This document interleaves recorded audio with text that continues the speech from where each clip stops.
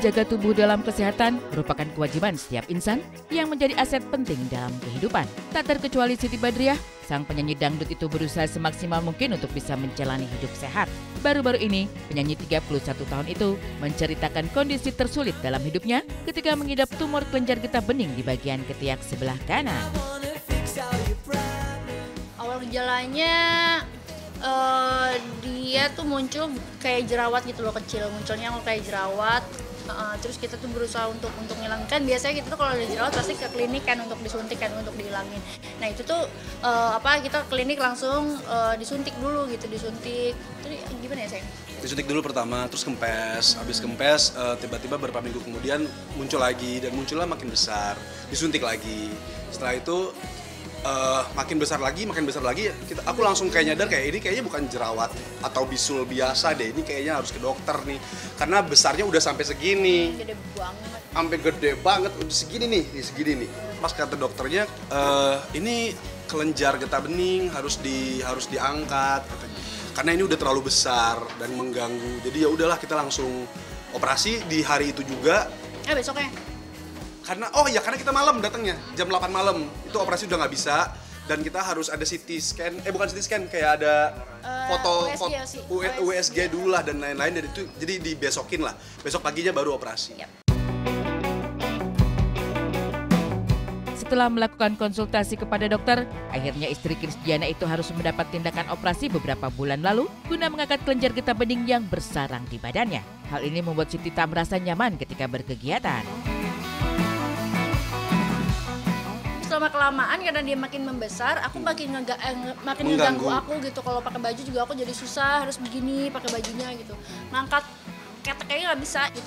Untuk begini aja nggak bisa, segini tuh udah alhamdulillah banget, cuma segini doang bisa ngangkatnya gitu. Makanya pas aku bilang aku udah nggak enak nih, aku udah nggak nyaman, dibawa sama Kris ke rumah sakit.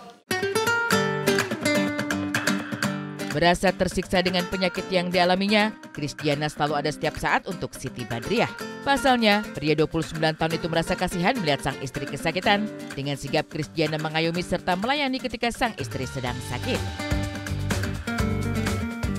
Ini karena suami yang keren, kan? Iya, karena suami aku. Oh my god.